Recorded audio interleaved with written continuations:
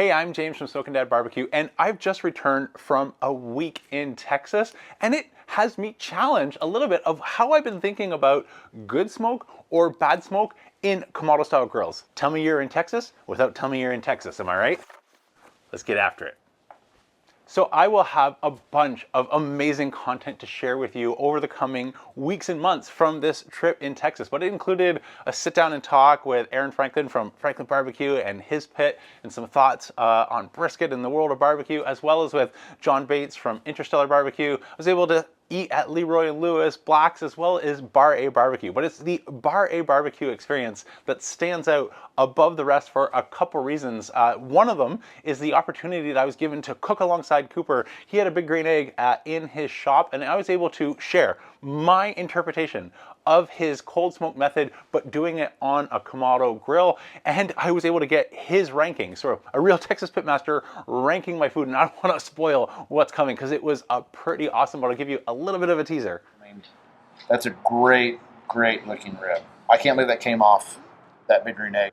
So more to come on that, but it was actually this experience of cooking alongside the crew at Bar-A-BBQ and getting Cooper to rate my own food that forced some changes to my interpretation of cold smoke. I was flying to Texas, so I didn't have all the tools that I would normally use. I mentioned in the past I've tried adapting his method using a pellet tube smoker, some pellets, a whole bunch of extra deflector plates and all those things. He didn't have any of those things, and just in line, as you would expect with Texas barbecue, simplicity is king. I adapted on the spot, just went with what I had, a version of my cold smoke method, and I couldn't be more pleased with how it turned out. And so since I did that on Cooper's Big Green Egg, that's exactly what I'm going to be showing today's method, but you could follow along on a number of different types of Kamados, and might as well address the green elephant in the room. I'll unpack this more in upcoming videos. Today's video, though, there's kind of two practical things. I don't know if you can tell from the breath, but it is just over 0 degrees Fahrenheit here. So it is very cold, and I'm only sheltered by a little bit of heat from my infrared heaters in the roof, and everything outside in the yard is a frozen tundra. It's completely frozen shut. So even for a big Canadian boy like me, it's getting a little bit cold. So without further ado, let me show you the setup method that I used at Bar-A-BBQ, and it's going to be the baseline for recreating the Bar-A-BBQ Texas beef rib. Well, I spend a lot of time thinking about how to perfect my dry rub or getting an even better bark on my brisket. I don't spend a lot of time thinking about the sun and or proper skincare routines. But if there's something that I notice doing YouTube videos, going back in my library particularly, it's when I've enjoyed a little bit too much brisket, or when I can see the effects of aging happening on clips I didn't think I recorded all that long ago. So until there's smoking wood logs invented with SPF protection built in, I've partnered with Geologie to try a little bit harder to slow down the speed at which I'm racing towards granddad mode. Don't know if my sweater's helping the cause, but that's beside the point. While I may be willing to give up my straight dry edge shave in the morning, I needed something that's simple, no fluffy extras, and actually has science behind it, proving that it works at targeting things I've noticed in my own skin, like the bags under my eyes or some of these sunspots. Geologie isn't a one-size-fits-all solution. I took the quiz on the website, which created a personalized routine for me. There are over 10,000 5-star reviews and 38 awards that gave me the confidence to start a new personalized routine tailored to my specific needs. If you'd like to join me at reversing some of those flame-kissed skin side effects, be sure to check out the link down below and take the Geologie skincare quiz to create your own personalized routine. And while you're there, when you check out, enter code BARBECUE70 and grab 70% off your first subscription box of your personalized skincare trial set. Remember, there's also a 50% add-on waiting for you. Thanks, Geologie, for partnering with me and sponsoring today's video. Now, back to the action. So whether you're following along on a Kamado Joe or a Big Green Egg, the adaptation of Cooper's cold smoke method is very similar. So the way that I've done that before in both grills is take something like a pellet tube smoker, fill it with pellets, light it, and place it at the bottom of your Kamado. add some deflector plates just so we don't get any heat transfer from the cold smoking process itself. Let whatever we're smoking, typically around 90 minutes, just keeps everything food safe, especially if you're doing things like pork versus beef.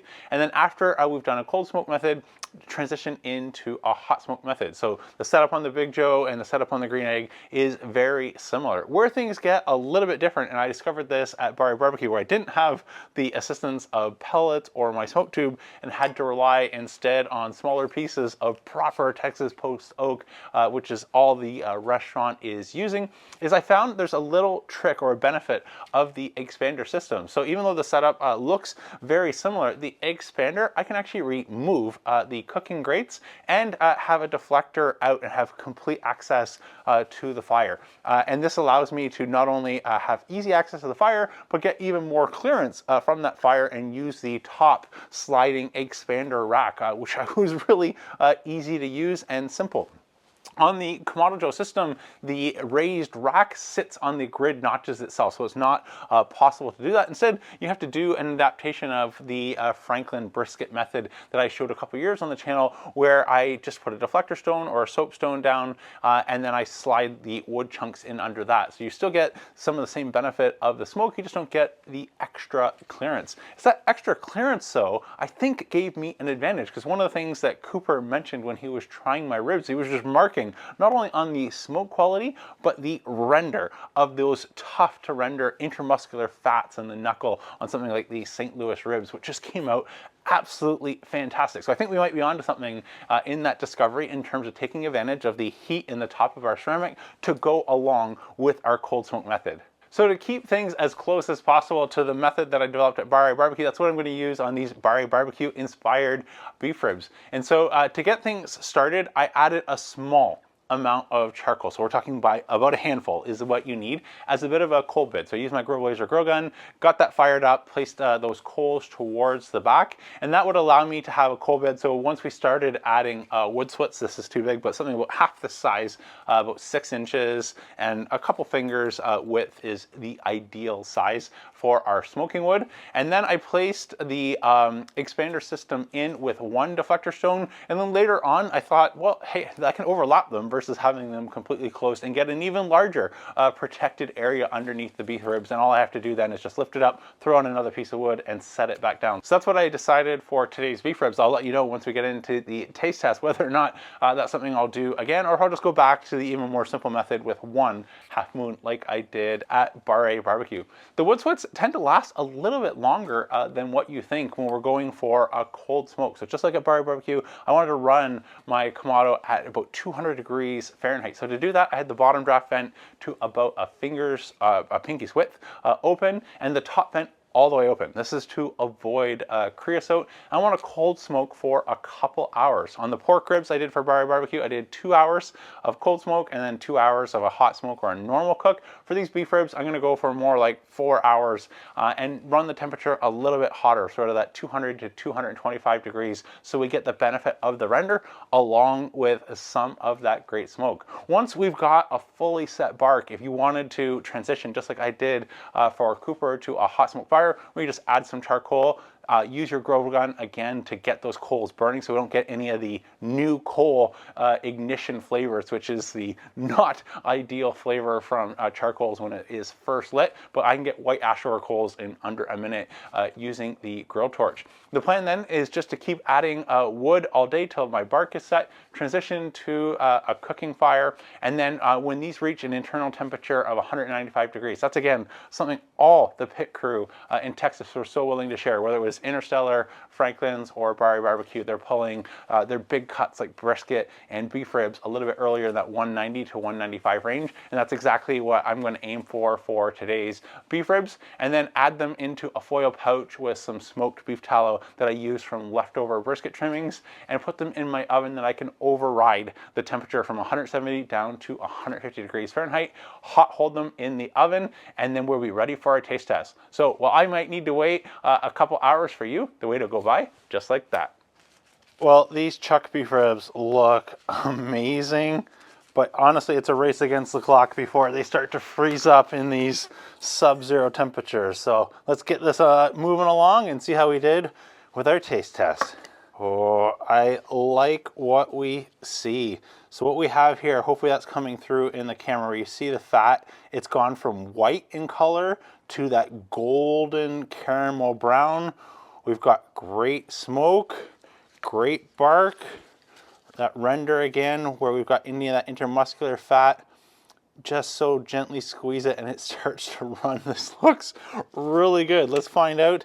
Get some off one of our bones here. It just pulls right off. Get a few pieces, bite-sized pieces for a taste test. Cheers. Wow, that is the best beef rib I've ever made at home. That's fantastic. I realize in my excitement to tell you about the cold smoke method, I forgot to tell you about the seasoning. So I just stuck very similar to what Cooper uses. In fact, I saw it in a video, might have been wrong. I thought he was using something like this Fiesta Season It All salt, which I did see in one video. He's actually using Rio Spices. It's a company near him, so he always links to that in his video. But otherwise, we're just going with some black pepper. I use my pepper cannon, grind up some fresh cracked pepper, add that as the base layer, hit it with some seasoned salt. So I'm going to use up what I bought. I imported a case before switching to Rio, which is very similar. It's also like Lowry's. It just has a little bit more pepper already in it. And that was it. I put it in the refrigerator overnight, and that's what we got onto the grill for smoking. But the bark, I'm going to do another piece here. The bark is this as good as it gets this side of an offset. This is absolutely fantastic smoke.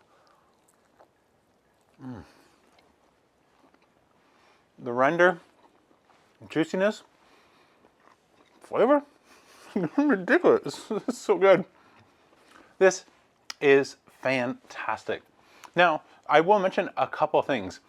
Like before, there are some things that we don't necessarily want to do, which is, again, overfill your Kamado with a bunch of charcoal and smoking wood, because that will smolder and give us creosote. The top of my big green egg was open at all times to make sure I was exhausting or venting out as much smoke as possible. The other thing I've noticed that is different here is when we adopt the hot hold method, smoke can be a little bit like a perfume, but you put perfume or antiperspirant or deodorant on in the beginning of the day and then go about your day. At the end of the day, how's it smell? It's completely diminished in terms of its quantity. And if you're going for the hot hold method, something that might be overpowering with smoke, if you were to serve it right away, dissipates over time. And so I think we're able to get away with a smokier cook when we're planning to do the hot hold, because we allow maybe some of those more bold smoke flavors to dissipate slightly, and what is left has completely mellowed out.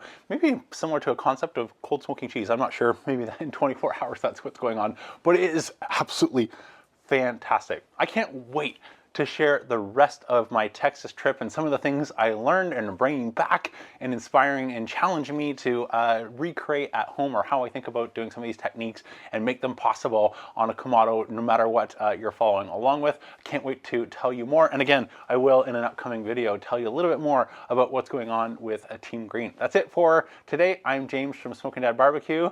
Don't be afraid to fire it up.